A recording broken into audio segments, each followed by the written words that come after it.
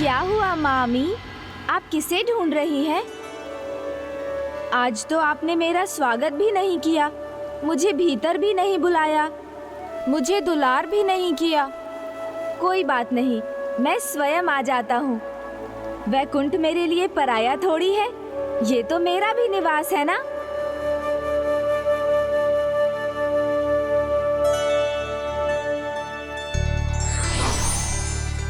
स्वामी,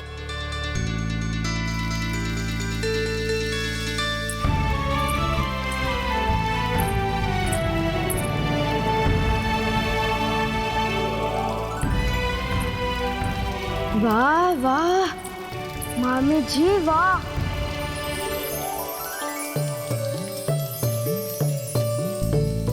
इतनी अच्छी सज्जा, किसी अतिथि की प्रतीक्षा कर रही है मामी जी। कौन आने वाला है?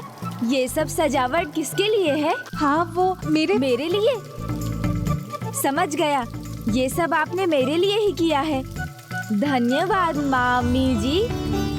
गणेश,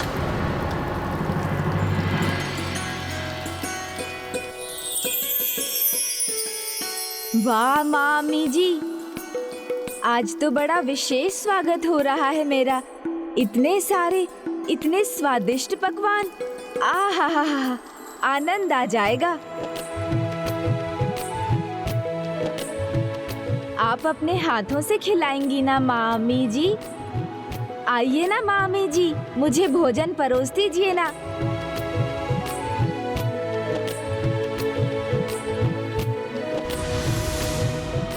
ओहो हो मामी जी, पुत्र, वो वाह वाह, ये लड्डू, वाह मामी जी, इतने स्वादिष्ट मिष्ठान। ये गाजा तो बहुत ही स्वादिष्ट है।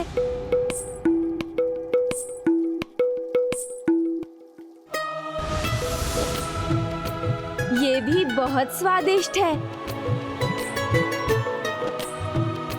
ओहो मामी जी, खीर भी है, स्वयं आपकी पकाई हुई ना?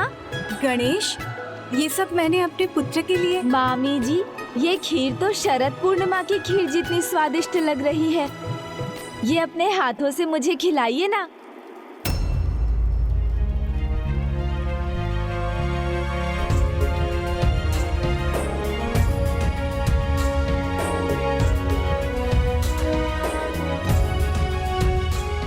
लो गणेश।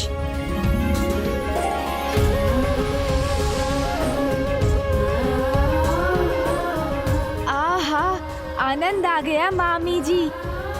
इतनी स्वादिष्ट खीर है, जैसे आपने इसमें अपनी सारी ममता की मिठास घोल दी हो। इतनी विशेष है ये। किंतु पुत्र, तुमने तो मुझे वचन दिया था कि मेरे पुत्र के। गणेश, गणेश, गणेश!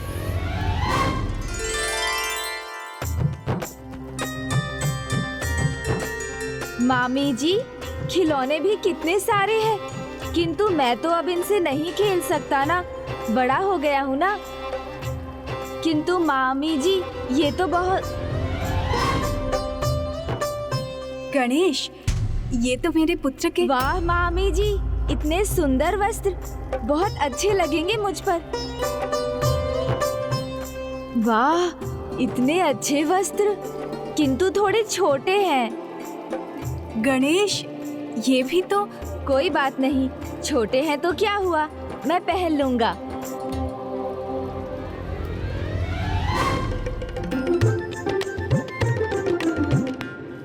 वाह मामी जी, ये कंगन तो सबसे अद्भुत है। ये तो मुझे आ जाएंगे। अब तो गणेश की दृष्टि इस पर भी पड़ गई। ये भी ले लिया तो मेरे पुत्र के लिए क्या बचेगा?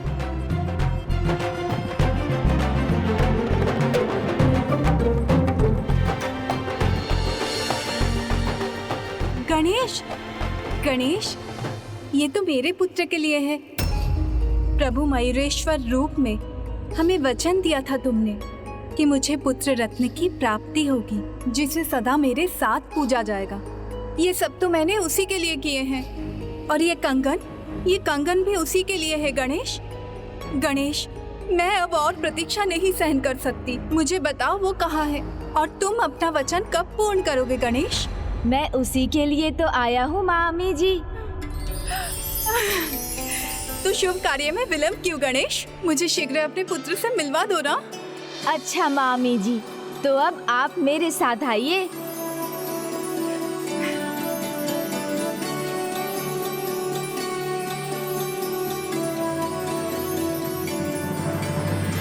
मामी जी, तो आप अपनी आंखें तो बंद कीजिए।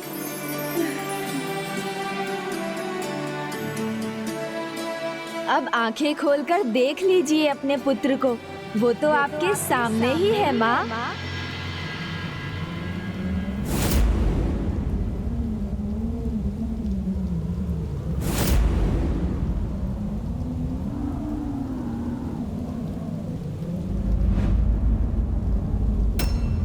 ये कैसा परिहास है गणेश?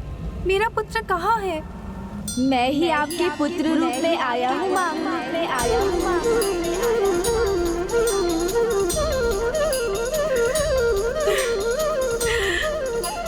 कब से आपको मामी कहकर पुकार रहा हूँ। मामी में पहले तो माँ ही आता है ना मामी जी। किंतु अब मामी नहीं, माँ कहकर पुकारूंगा मैं आपको, क्योंकि मैं ही आपका दत्तक पुत्र बनने आया हूँ। आप मुझे अपने दत्तक पुत्र के रूप में स्वीकार करेंगी ना माँ? आइए ना मामी जी, मुझे भोजन परोस दीजिए ना। वाह मामी जी, ये कंगन तो सबसे अद्भुत है। पुत्र, मेरा पुत्र।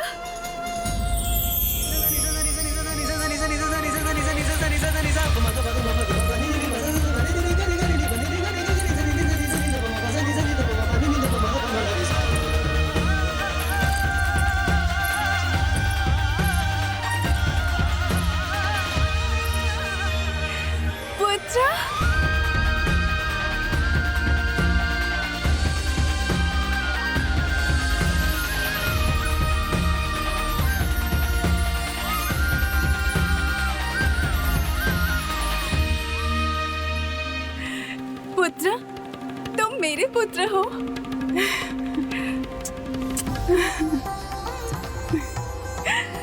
अवश्य स्वीकार करूंगी पुत्र। आज से तुम मेरे पुत्र और मैं तुम्हारी माँ।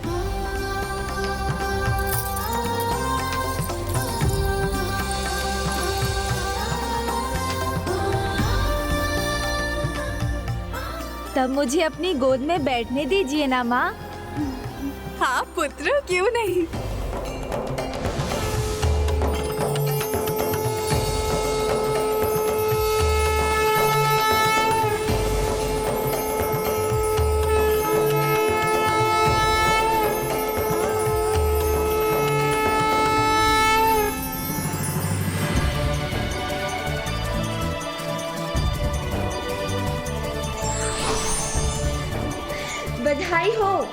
बधाई हो गणेश की माँ।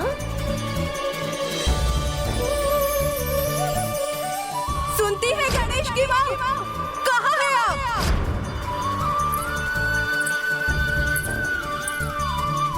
प्रणाम माता। मैं आपको प्रसन्न देखकर अत्यंत प्रसन्न हूँ गणेश की माँ। हाँ देवी पार्वती, गणेश अब मेरा दत्तक पुत्र है, इसलिए इस पर आपका जितना अधिकार है उतना ही मेरा भी। अवश्य देवी लक्ष्मी, आपने गणेश को दत्तक रूप में स्वीकार कर मुझे भी अपने शाप की ग्लानि से मुक्त कर दिया, क्योंकि उसी के कारण तो मुझे वरदान मिला। स्वयं मंगल मूर्ति प्रथम पूज्य विघ्नहर्ता गणेश मुझे पुत्र रूप में मिले।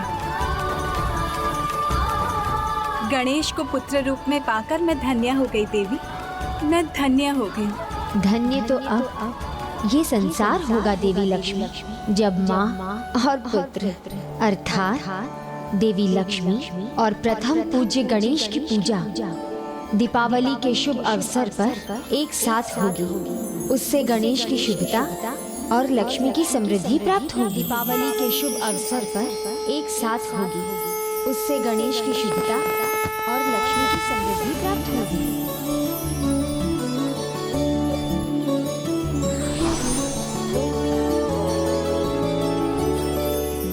प्रणाम श्री हरिनारायण। प्रणाम माता।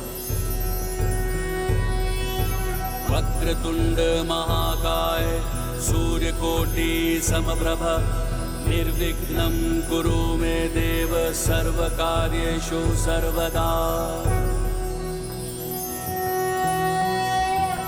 सर्वज्ञे सर्ववरदे सर्वदुष्टभयङ्करी सर्वदुःखहरे हरे महालक्ष्मी नमोस्तुते।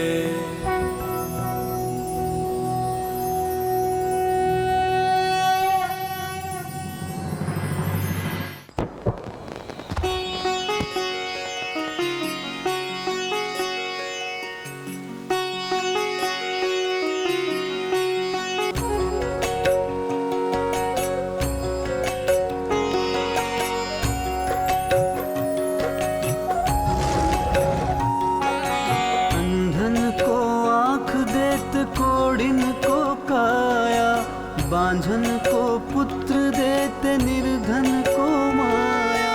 सूर्य शाम शरण आए सफल कीजे सेवा।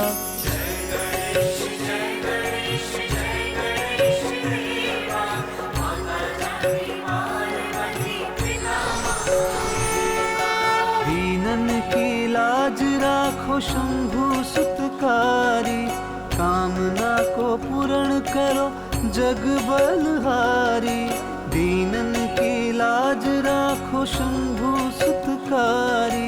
कामना को पूर्ण करो जग बलहारी।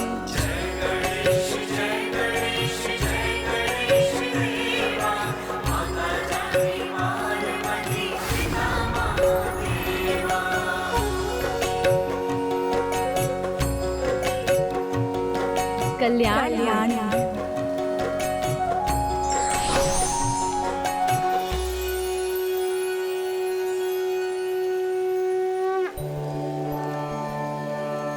इस मनोहारी दृश्य से किसका जी भर सकता है? किसी का भी नहीं। माँ और पुत्र को एक साथ देखकर अद्भुत आनंद का अनुभव हो रहा है। जी करता है कि देखते ही रहूं, किंतु विवश हूं। जाना होगा। आज्ञा दीजिए देवी लक्ष्मी।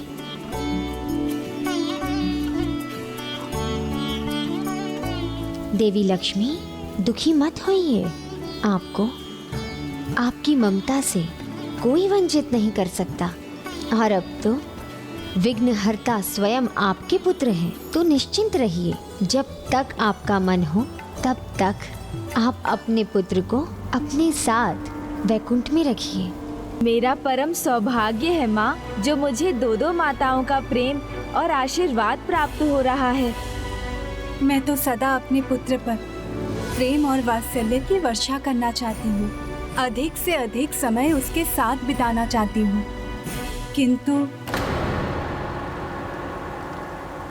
किंतु क्या प्रिय? किंतु स्वामी, मुझे अभी स्वयं कुछ समय के लिए जाना होगा। पुत्र गणेश के साथ से कुछ अवधि के लिए वंचित होना होगा। बस यही दुख है मुझे। क्यों देवी लक्ष्मी? इससे अधिक महत्वपूर्ण और क्या हो सकता है? मेरा प्रण, जो मैंने कुछ समय पूर्व लिया था कि जब मुझे मातृत्व का सुख प्राप्त होगा तब मैं 3 महानतम साध्वियों के हल्दी कुमकुम के लिए यात्रा करूंगी। यात्रा? इसमें दुख की नहीं माँ, सुख की बात है, आनंद की बात है। हाँ पुत्र, तुम तो अभी मुझे मिले हो और तुमसे मुझे दूर होना होगा। अभी तो मैंने तुम्हें ठीक से दुलार भी नहीं किया। नहीं माँ, आपको मुझसे दूर जाने की कोई आवश्यकता नहीं। साध्वी माताओं के दर्शन करने जाना तो तीर्थ के समान है, और अपने माता पिता को तीर्थ यात्रा पर ले जाना पुत्र का कर्तव्य होता है। तो मैं आपका पुत्र होने के नाते आपको इस यात्रा पर ले चलूंगा। हाँ माँ, मैं साथ चलूंगा। तो आपका समय मुझे तीनों साध्वी माताओं की कथा सुनाने में कट जाएगा। आप मुझे ये कथाएं सुनाएंगी ना माँ? अवश्य। देखा आपने देवी लक्ष्मी, आपका पुत्र गणेश कितना चतुर है। इसकी चतुराई आपको सुख प्रदान करेगी और आपको गणेश से दूर नहीं जाना होगा, और वो आपकी यात्रा की तैयारी करवाने में भी आपकी सहायता करेगा। हाँ माता, अवश्य करूँगा ना।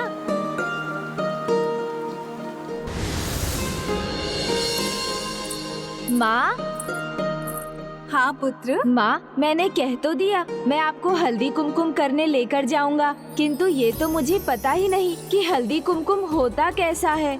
बहुत सरल है समझना पुत्र।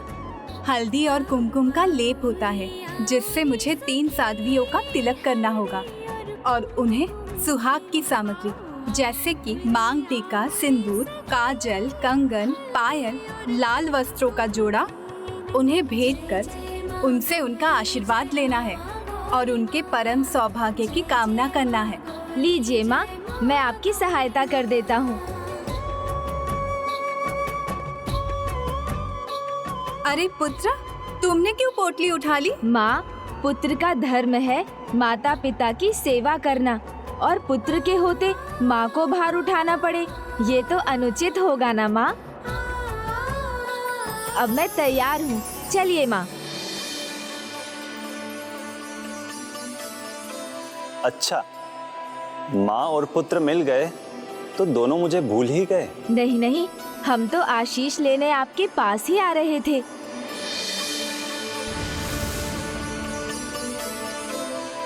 मैं आपको आशीष देता हूँ, आपकी यात्रा सफल होगी। पुत्र गणेश, अपनी माता का ध्यान रखना। ठीक है, अब शीघ्रता कीजिए माँ, चलिए, अन्यथा देर हो जाएगी।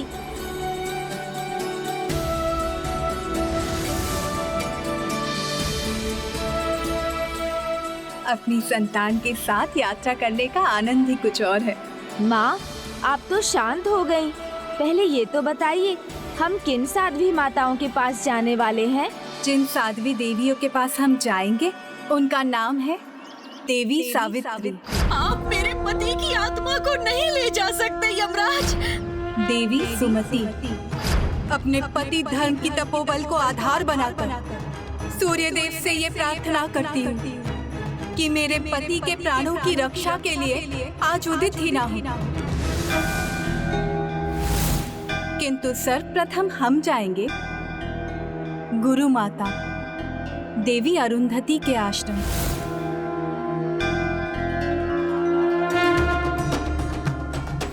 वही ना माँ, माता अरुंधति। उन्होंने दोनों भाभी माँ, भाभी देवसेना और भाभी वल्ली को विवाह के बाद तारे देखने को बोला था। हाँ पुत्र। किंतु माँ, माता अरुंधति ने ऐसा क्या किया था जो उन्हें इतनी प्रतिष्ठा मिली कि एक तारा उन्हीं के नाम पर है, और वो भी सप्त ऋषियों के इतने निकट। प्रेम भाव संसार में सबसे श्रेष्ठ भाव होता है और पति पत्नी के संबंध में परस्पर प्रेम के साथ त्याग की भावना भी जुड़ी होती है। देवी अरुंधति के मन में अपने पति के प्रति अद्भुत प्रेम था, जिन्हें पाने के लिए उन्होंने अथक तपस्या की, त्याग किया, यहाँ तक कि पुनर्जन्म भी लिया, और उनके पवित्र प्रेम के फल स्वरूप उन्हें यथोचित पुरस्कार भी मिला। तब तो मुझे उनकी कथा सुनाइए ना माँ। आओ पुत्र, उनके आश्रम की ओर जाते जाते मैं तुम्हें उनकी कथा भी सुनाती हूँ। देवी अरुंधति की कथा का आरंभ उनके पिछले जन्म से होता है, जब उनका जन्म प्रभु ब्रह्मदेव की मानस पुत्री के रूप में हुआ था।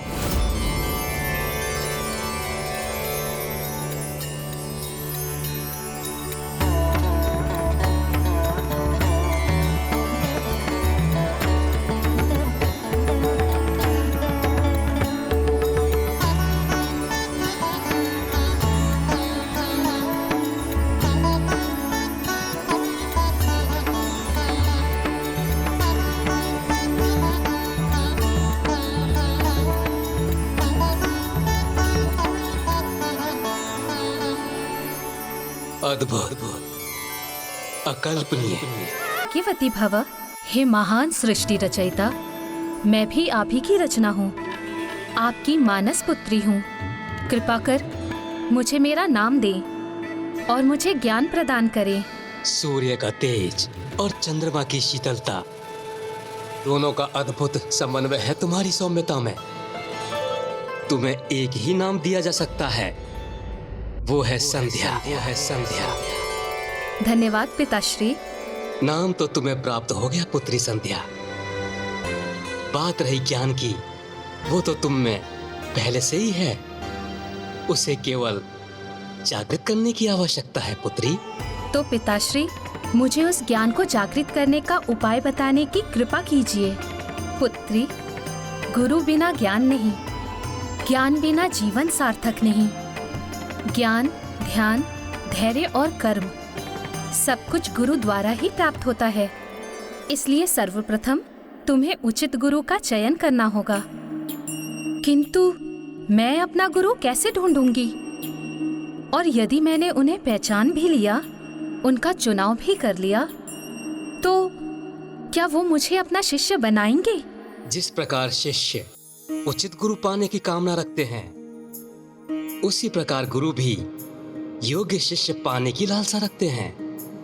तुम्हें ज्ञान का मार्ग दिखाने वाले गुरु कोई ब्रह्म ऋषि ही होंगे, जो अनेकों में भी तुम्हें पहचान लेंगे और तुम भी उनके निकट जाने पर उनकी दिव्यता से प्रभावित होकर एक पल में उन्हें पहचान लोगी। धन्यवाद पिताश्री। कौन थे वो ब्रह्म ऋषि जो देवी संध्या के गुरु बनने वाले थे? वो जो श्री हरि नारायण के समान तेजस्वी है, प्रभु ब्रह्मदेव के समान वैदिक ज्ञान के परम ज्ञाता हैं और सादगी में महादेव के समान हैं, दिव्यता के सागर हैं, सर्वथा अनूठे हैं। ब्रह्म ऋषि श्री वशिष्ठ। ऋषि वशिष्ठ अपने ध्यान में लीन थे और माता संध्या ब्रह्मदेव का आशीष पाकर अपने सद्गुरु को ढूंढते हुए बृहल लोहित सरोवर के तट पर पहुंच गई। परंतु अभी भी उनसे कोसों दूर होने पर भी माता को अपने गुरु का, यानी कि ऋषि वशिष्ठ का आभास हो गया।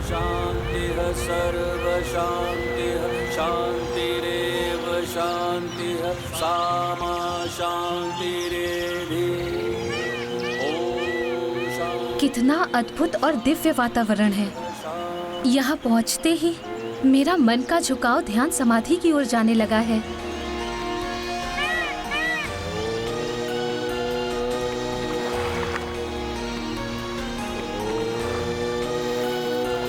अत्यंत दिव्य और अद्भुत स्पंदन है यहाँ। ये किसके दिव्य जाप का प्रभाव है?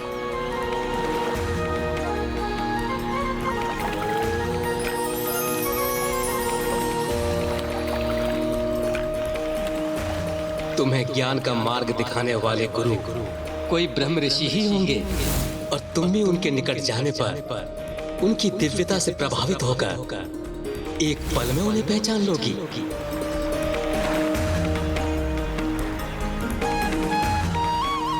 गुरुदेव, आपके शिष्य ने आपको पहचान लिया।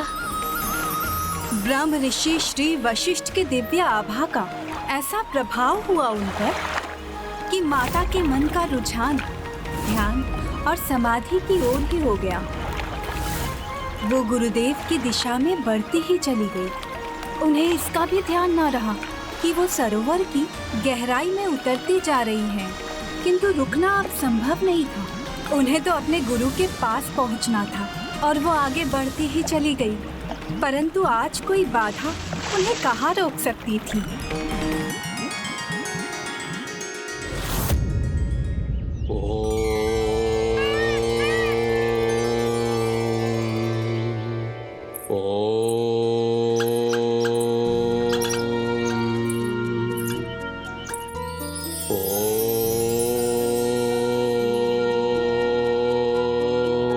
गुरुवर,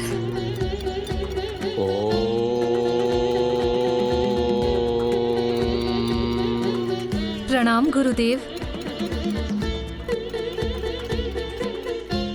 उठिए देवी संध्या,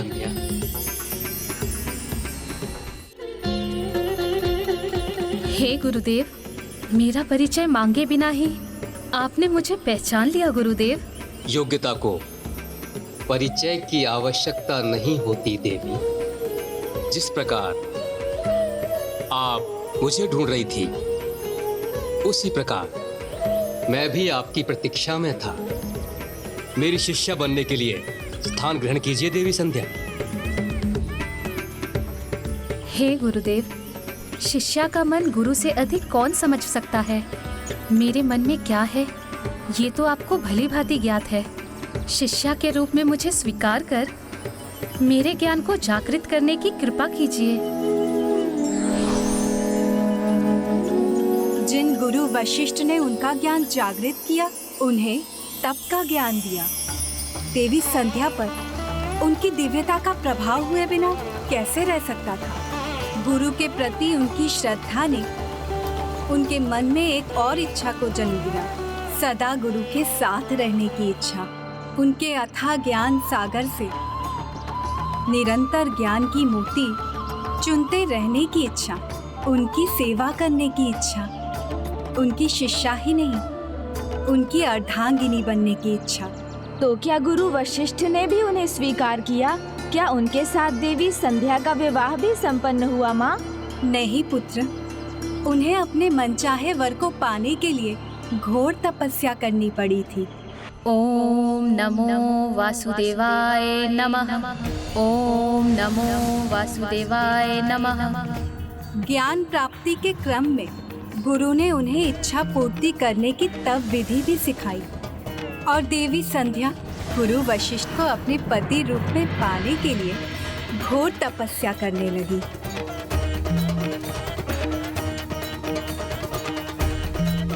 ऋषि वशिष्ठ द्वारा बताए तपस्या के मार्ग पर चलते हुए उन्होंने अत्यंत कठोर तप किया, जिसमें पहले 6 दिनों तक अन्न जल कुछ ग्रहण नहीं किया और फिर प्रत्येक तीसरे दिन ही कम मात्रा में 1 पत्र भर भोजन किया। भूमि पर ही अपनी शैया बिछाई, उसी पर विश्राम करने लगी। फिर देवी संध्या पूर्ण समर्पण के साथ अपनी तपस्या में लीन हो गई और अनेकों वर्षों तक तपस्या में लीन रही। फिर दिन हो या रात हो, ऋतुओं का कैसा भी आघात हो, उनके तपस्वी मन पर कोई घात नहीं लगा सका। वो निरंतर एकाग्रचित्त रहकर उसी में डूबी रही। अनेकों वर्षों के उनके इस तप के बाद स्वयं स्वामी श्री हरि नारायण प्रसन्न हुए, उन्हें अपने दर्शन प्रदान किए।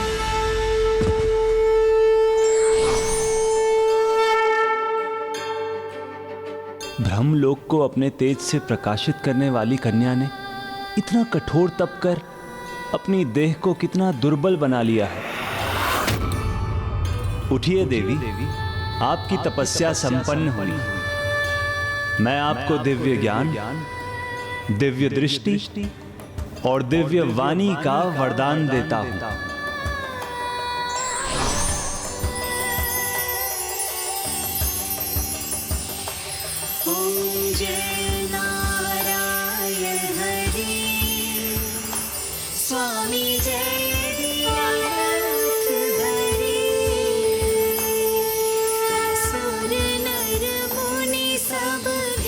प्रभु, प्रणाम प्रभु।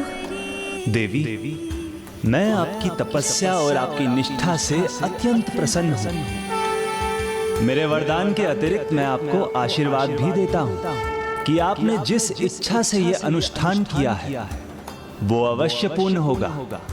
आपको पत्नी रूप में ऋषि वशिष्ठ का सानिध्य अवश्य प्राप्त होगा, किंतु इस जन्म में नहीं। इस जन्म में तो वो आपके गुरु हैं देवी, इसलिए उन्हें पति रूप में पाने के लिए आपको अगले जन्म की प्रतीक्षा करनी होगी। यदि ऐसा है प्रभु, तो मुझे अभी इसी क्षण अपने प्राण त्यागने की अनुमति दीजिए। यदि माता संध्या ने अपने जीवन का त्याग कर दिया, तो फिर उन्होंने ऋषि वशिष्ठ का सानिध्य कैसे प्राप्त किया माँ?